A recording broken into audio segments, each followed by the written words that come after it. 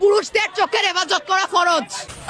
বাবুরে সারে চোখের হেফাজত হচ্ছে নি বাবারে, তো কইতে স্যার যে কেন আমরা চোখের হেফাজত করিয়া লাইছি। এই জিনিসটা এটা আমি ইসলাম ধর্ম অনুযায়ী বলছি, আমি ইসলাম ধর্ম অনুসারী। আর আমি হিন্দু ধর্ম অনুসারী, আমি ইসলাম সম্পর্কে কিছু জানি না। তোরাই বিজ্ঞান জানোস, তোরাই মুফতি মুহাদ্দিস সাইফুল হাদিস, তোরাই সব যা। আমি এমন ছেলে চাই। বাবুরে কেমন ছেলে চাও? আমার মতো ছেলে চাওনি। দেখো আমি কিন্তু কেন মেত্রগিরি করি। যে হুজুর হোক আমার হাজবেন্ড, একজন হুজুর হবে, 5 ওয়াক্ত নামাজ পড়বে।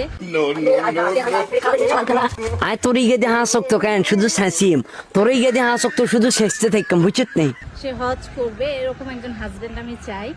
এই কুত্তাসা তোর রাত্রে এই অবস্থা কিলে, হ্যাঁ? তুই লেটফিনের ভিতরে এত গন্ধ নাই, তোকে গাতন যে গন্ধ বারো, তোকে গাত মানছি কিতে উঠবো, হ্যাঁ? ও গার মধ্যে মানছে তো ঘিনও পাইছে না, বল এখন আগে ক বছর গোসল করস না। আবুরে তোলাই কেন সাবানের কে যাবেন, সাবান টাবান লই এনছি, জাল কাটা লই এনছি, এগিন ডলি তোকে গার আগে ছাতা গিন উঠে, তোকে গার লগে কেন মানছে ঘিনও পাইছে আর না, এত গন্ধ।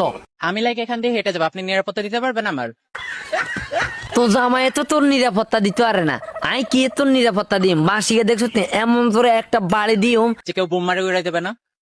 বাবুরে তোর তো বোমের মতো দাদা, তোর আর কি বোম মারি উড়াইবো? আর বাবুরে আয় হয়ে গেছি বাদশা, তোরা যদি ওই যে বেশা আয় ওই যে বাদশা, কি হয়েছি কথা বুঝতে? মানে নায়িকারা প্রেগনেন্ট হতে চাইতো, এজন্য প্রেগনেন্ট হয়ে যেত। বাট বাবুরে নায়ক দুর্বল খানে এতিরে কি জন্য প্রেগনেন্ট বানানো, হেতিরে এটাই আফসোস। যেহেতু আমরা রেগুলার খেলোয়াড় না। আর বাবুরে আয় হয়েছি কেন রেগুলার খেলোয়াড়।